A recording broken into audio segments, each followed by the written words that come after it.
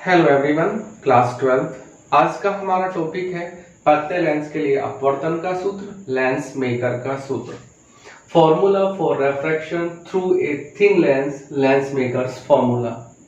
हमें पतले लेंस के अपवर्तन का सूत्र ज्ञात करना है। इसके लिए दो कंडीशन होती है। एक कंडीशन ये है कि लेंस के दोनों ओर माध्यम एक हो, समान हो, और दूसरी कंडीशन ये है कि लेंस के दोनों माध्यम अलग अलग हो। सबसे पहले हम पहली कंडीशन ले रहे हैं, जब दोनों ओर के माध्यम समान है। हमने मान लिया कि हमारे पास एक पतला लेंस है L, जो वायु में स्थित है, और इस लेंस का वायु के सापेक्ष अपवर्तनांक n है। लेंस जिन गोलीय पृष्ठों से मिलकर बना है, उन गोलीय पृष्ठों की वक्रता त्रिज्याएं R1 और R2 है, और इस लेंस की, जिसको हमने पतला माना है, उसकी मोटाई कितनी है? T है। अब हमने मान लिया हमारे पास कोई बिंदु वस्तु O है। इस O पे रखी हुई बिंदु वस्तु का प्रतिबिंब पहला गोलीय पृष्ठ, यानी वो गोलीय पृष्ठ जिसकी वक्रता त्रिज्या R1 है, अपवर्तन के बाद I' पर बनाता है। तो दूरियां कहां से नापी जाएगी? इस गोलीय पृष्ठ के ध्रुव से। तो P1 से वस्तु की दूरी हमने u मान ली, और जो प्रतिबिंब I' पे बना है उसकी दूरी हमने कितनी मान ली? V'। तो गोलीय पृष्ठ पर अपवर्तन का सूत्र देखिए, आपने अपवर्तन का सूत्र पढ़ रखा है n2/v माइनस n1/u बराबर n2 माइनस n1/r।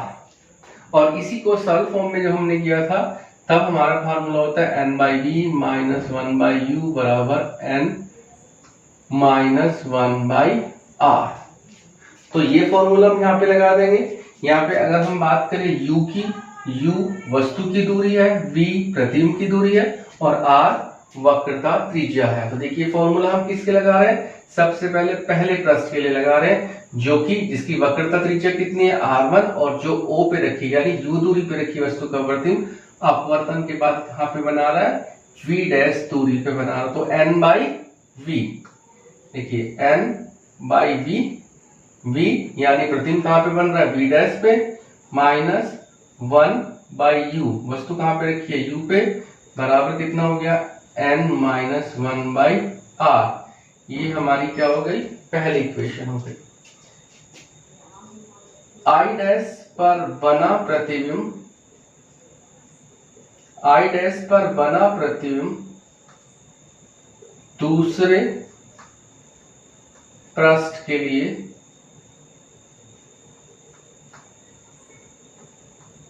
वस्तु का कार्य करता है, जिसका पृष्ठ द्वारा पुनः प्रतिबिंब I पर बनता है।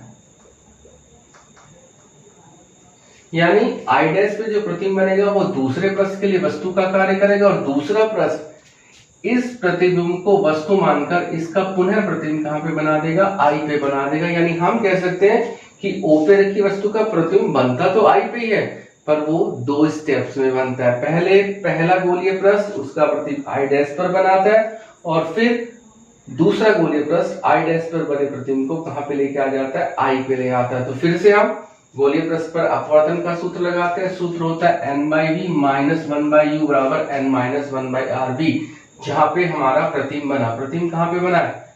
I पे बना है फाइनल। दूरी कहां से नापी जाएगी? दूसरे के ही जो दूसरा गोलीय पृष्ठ है उसके ध्रुव से नापी जाएगी। देखिए कितनी हो गई? v। दूसरे के लिए दूरी कितनी हो गई जी? v। तो कितना हो गया? तो n/v। देखिए यहाँ पे मैंने v लिखा, और n की जगह मैंने कितना लिख दिया? 1/n लिख दिया। 1/n क्यों लिखा वो भी समझ लीजिए। पहले प्रकाश किरण इधर वायु है, वायु से किस में जा रही थी? लेंस के अंदर जा रही थी। अब लेंस से किस में जा रही है? वायु में। यानी आप देख रहे होंगे माध्यम बदल गया। अगर हम कहें ये 1 है, ये 2 है, तो पहले 1 से 2 में जा रही थी, अब कितने में जा रही है? 2 से 1 में जा रही है, इसलिए उल्टा हो गया। इसलिए हमने अपवर्तनांक कितना लिया? 1/n minus 1/u। u यानी जहां पे वस्तु रखी है, वस्तु रखी हुई है I' पे, तो दूसरे ध्रुव से हम i डैश तक की दूरी यानी P2 से i डैश तक की हमें मान ज्ञात करना है, पर हमें पता है P1 से i डैश तक का मान कितना है, v डैश है, तो उसमें से किसको घटा देंगे, t को, तो 1 by v dash minus t और बराबर 1 बाई n माइनस 1 और बाई r। हम कह रहे हैं चूंकि लेंस को पतला माना गया है, अतः t को उपेक्षणीय लेने पर, हमने शुरू में ही मान लिया कि लेंस हमारा कितना है, पतला है, तो t को हमने क्या मान लिया, बहुत कम मान लिया, हमने इसकी उपेक्षा कर दी। तो उस कंडीशन में ये कितना हो गया कि 1 by n divided by v minus 1 by v dash और बराबर 1 बाई एन माइनस 1 और बाई r। हमने क्या किया, n से गुणा कर दी, जैसे हमने यहाँ पे n से गुणा की तो ये 1 बाई v हो गया minus n by v dash हो गया। इधर की बात करें, ये हो गया 1 माइनस n बाई r। हमने क्या किया, इसको हमने लिख लिया 1 by v minus n by v dash और बराबर minus n minus 1 by r। इसको हमने मान ली दूसरी इक्वेशन। अगर हम समीकरण 1 व 2 को जोड़ दें तो 1 व 2 को जोड़ने पर, 1 और 2 को जोड़ने पर, सबसे पहले आप लेफ्ट साइड देखिए, लेफ्ट साइड में आप देख रहे हैं जो पहली इक्वेशन है उसमें कितना n by v dash plus का है और यहाँ पे n by v dash minus का है, 1 बाई यू माइनस का है और 1 बाई वी प्लस का है, तो कितना हो जाएगा 1 by v minus 1 by u. और इधर कितना हो जाएगा, n माइनस 1 बाई आर है और इधर कितना है, माइनस में है। और देखिए अब फिर से वही, जब हमने पहला प्रश्न लिया था तो उसके लिए वक्रता त्रिज्या r1 लेंगे, जब दूसरा प्रश्न ले रहे हैं तो उसके लिए वक्रता त्रिज्या कितनी हो जाएगी, r2 हो जाएगी।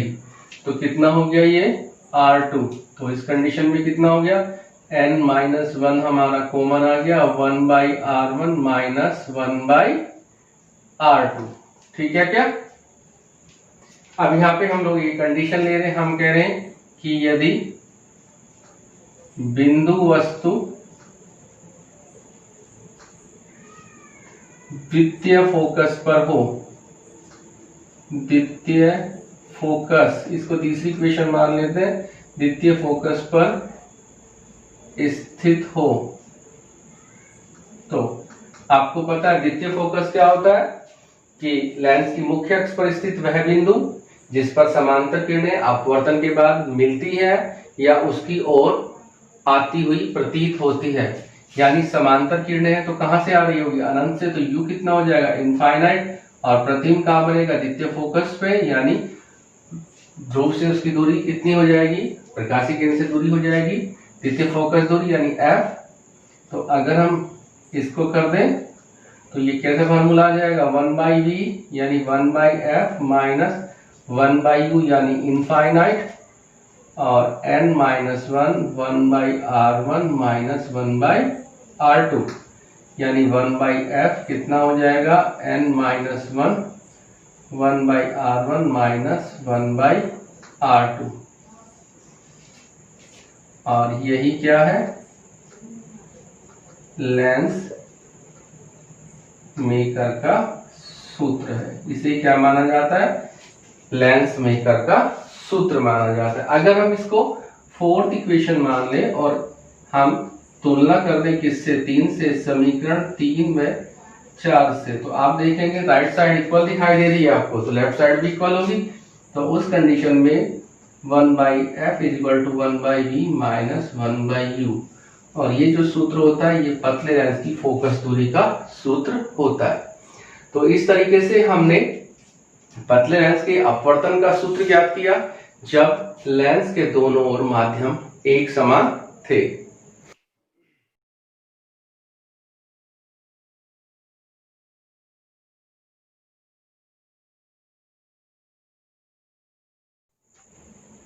अब हम पतले लेंस के अपवर्तन के सूत्र के लिए दूसरी कंडीशन की बात करते हैं, जब लेंस के दोनों ओर माध्यम अलग अलग होते हैं। हमने मान लिया हमारे पास कोई पतला द्विउत्तल लेंस है और इस द्विउत्तल लेंस के पदार्थ यानी कांच का निरपेक्ष अपवर्तनांक n2 है।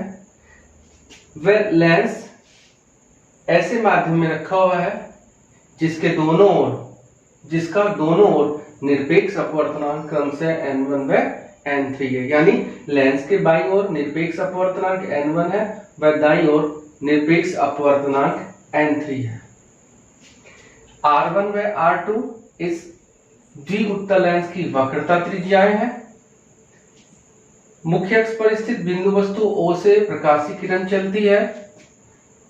गोलीय पृष्ठ R1 यानी पहले गोलीय पृष्ठ के A बिंदु पर आपतित होती है और अपवर्तन के बाद अभिलंब की ओर झुकती हुई AB मार्ग से चली जाती है, जबकि दूसरी प्रकाश किरण OP1 लंबवत सीधी आपतित होती है, लंबवत आपतित होती है और सीधी निकल जाती है। अब यदि हम इन दोनों अपवर्तित किरणों AB और OP1 को पीछे बढ़ाएं तो वो I' पर मिलती है। इस प्रकार प्रथम गोलीय पृष्ठ द्वारा O पे रखी वस्तु का प्रतिबिंब I' पर बनता है। इसलिए हम कह सकते हैं कि पहले वाली क्या हम कह सकते हैं, R1 वक्रता त्रिज्या वाले गोलीय पृष्ठ पर अपवर्तन के सूत्र से। अब देखिए अपवर्तन का सूत्र आपने पढ़ रखा है, n2/v माइनस n1/u बराबर n2 माइनस n1/r। फिर से u जहां पे वस्तु है वहां की दूरी, v जहां पे प्रतिबिंब बन रहा है और r वक्रता त्रिज्या। तो हम पहले गोलीय पृष्ठ के लिए अपवर्तन का सूत्र लगा रहे।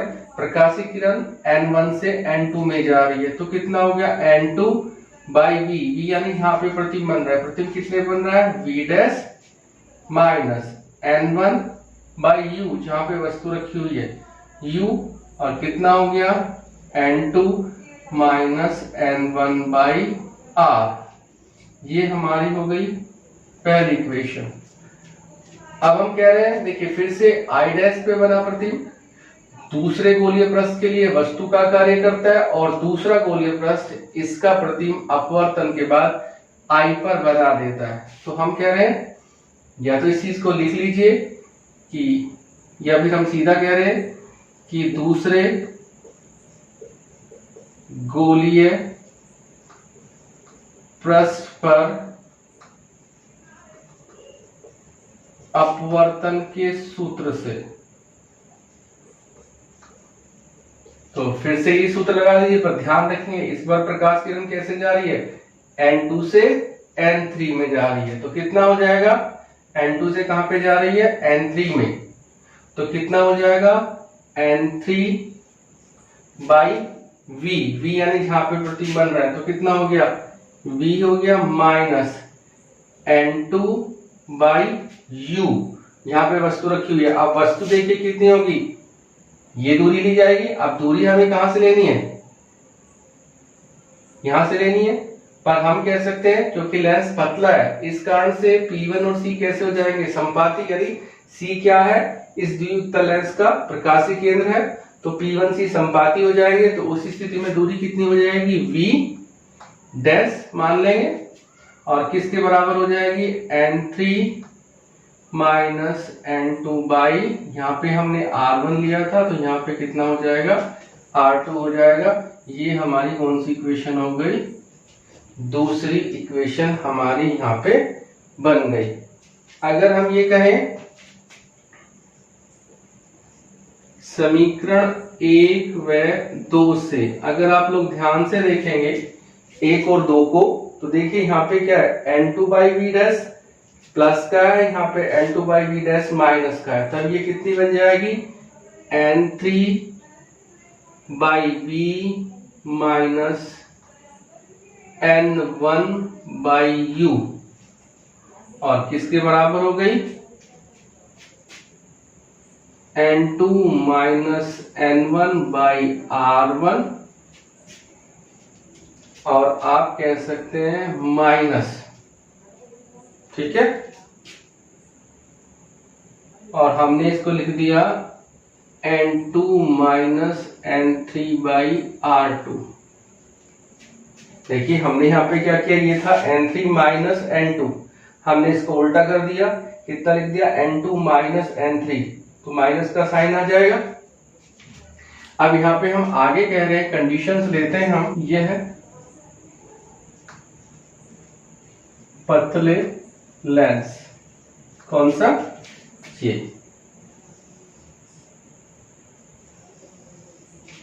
ये है पतले लेंस के अपवर्तन का सूत्र है जब लेंस के दोनों ओर अलग अलग माध्यम है। यानी ये पतले लेंस के अपवर्तन का सूत्र है जब माध्यम अलग अलग है। अब यहाँ पे हम एक कंडीशन ले लेते हैं, हम कह रहे हैं कि यदि लेंस के दोनों ओर समान माध्यम,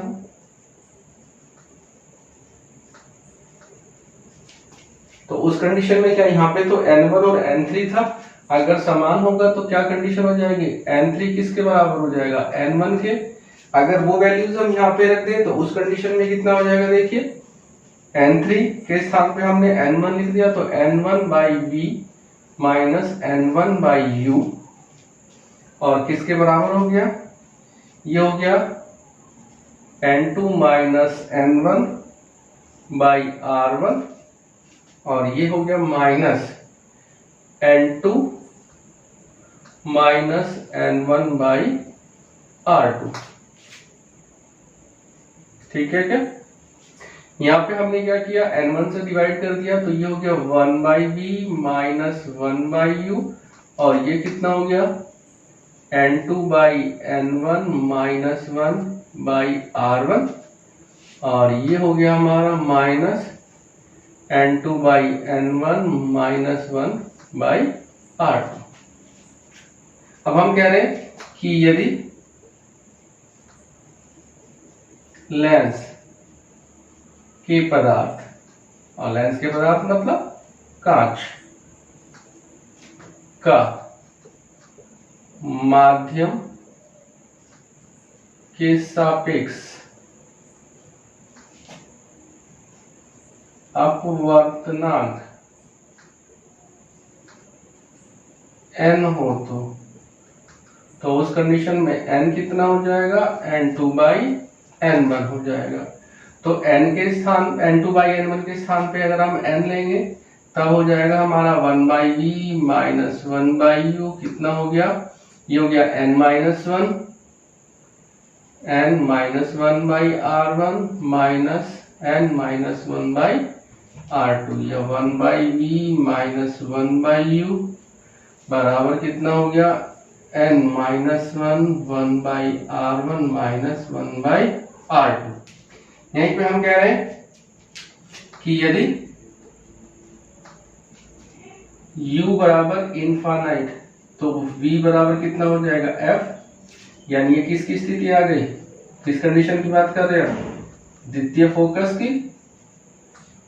और जब द्वितीय फोकस की बात होगी तो क्या हो जाएगा, इस प्रकार से, तो 1/V कितना हो जाएगा, 1/F माइनस 1/इनफाइनाइट n minus 1/R1 minus 1/R2 यानी 1/F कितना हो गया, n minus 1/R1 minus 1/R2 और यही क्या है हमारा लेंस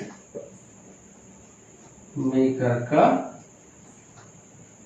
सूत्र है। यही हमारा क्या है, लेंस मेकर का सूत्र है। और अगर हम लोग इस वाली समीकरण की और इसकी दोनों की तुलना कर दें तो जैसे ही तुलना करेंगे आप देख रहे हैं राइट साइड इक्वल है तो लेफ्ट साइड भी इक्वल हो जाएगी। 1/f बराबर 1/v माइनस 1/u, और ये पतले लेंस की फोकस दूरी का सूत्र होता है। तो ये था अपवर्त पतले लेंस के लिए अपवर्तनांक का सूत्र जब दोनों ओर माध्यम अलग अलग दिए गए हों।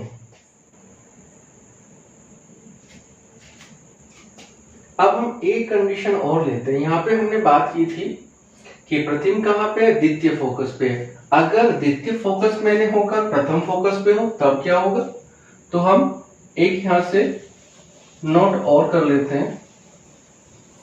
हम क्या कह रहे हैं,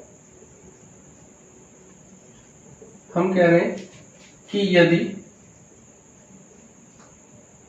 u बराबर f डैश तो v कितना होगा, इनफाइनाइट। कैसे, प्रथम फोकस की हम बात कर रहे हैं। आपको पता है प्रथम फोकस क्या होता है कि लेंस की मुख्य अक्ष पर स्थित वह बिंदु जिससे चलने वाली प्रकाश किरणें अपवर्तन के बाद मुख्य अक्ष के समांतर हो जाती है। तो कहां पे फोकस होगी, अनंत पे। तो u कितना हो गया f डैश और v कितना हो गया, इनफाइनाइट। तो अगर हम पतले लेंस के अपवर्तन के सूत्र की बात करें तो कितना हो जाएगा, ये देखिए n3/v। तो v कितना हो गया, इनफाइनाइट। तो कितना हम लिख लेते हैं, चलो n3 और बाई v यानी इनफाइनाइट माइनस n1/u, u यानी f डैश किसके बराबर हो गया, n2 minus n1 by r1 और minus n2 minus n3 by r3।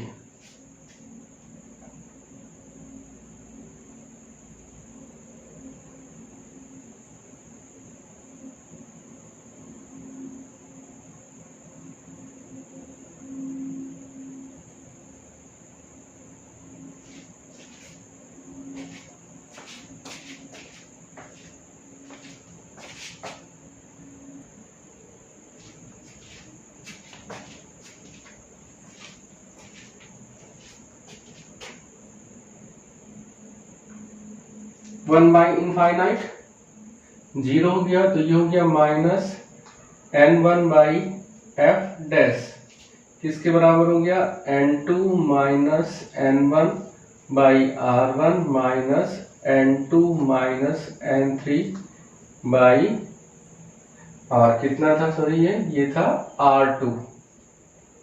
अब हम कह रहे हैं द्वितीय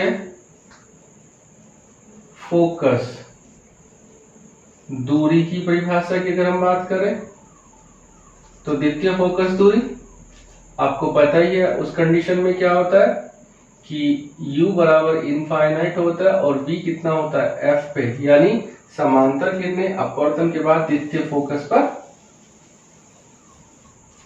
मिलती है। तो यहाँ पे फिर से वही फार्मूला लगा दिया, देखिए n3/v तो कितना हो गया,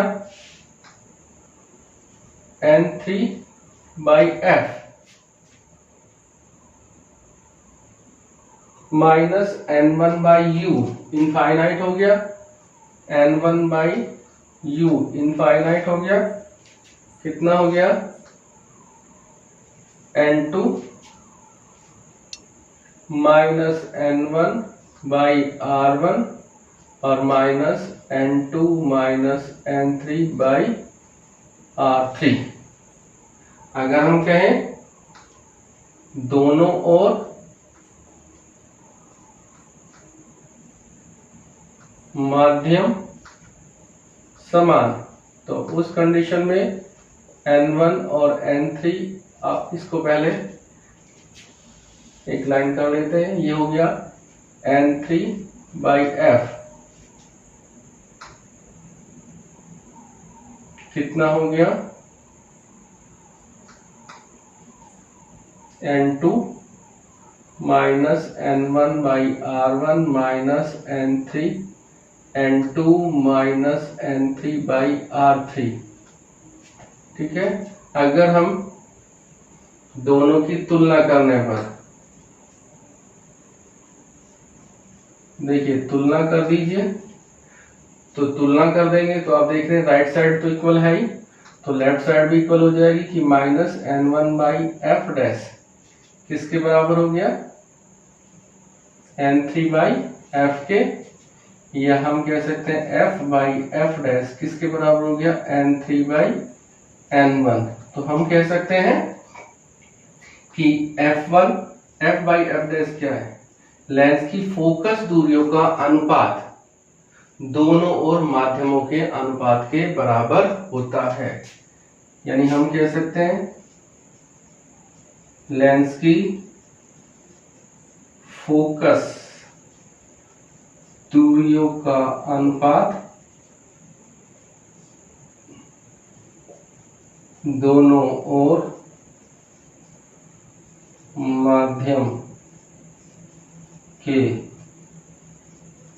अनुपात के बराबर होता है।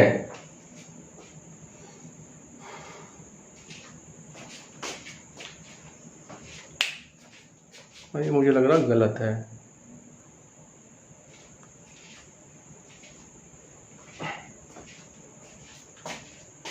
आगे हम कह रहे हैं कि यदि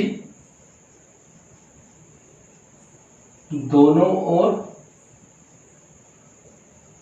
माध्यम समान हो, दोनों ओर माध्यम समान होने का मतलब n1 का मान किसके बराबर है, n3 के, तो उस कंडीशन में f का मान कितना हो जाएगा, माइनस एफ डैश की हो जाएगा। यानी हम कह सकते हैं कि फोकस दूरियों के आंकिक मान आपस में बराबर होते हैं। तो आंकिक मान बराबर होते हैं वो चीज अलग है कि एक धनात्मक फोकस दूरी होगी और एक ऋणात्मक फोकस दूरी होगी।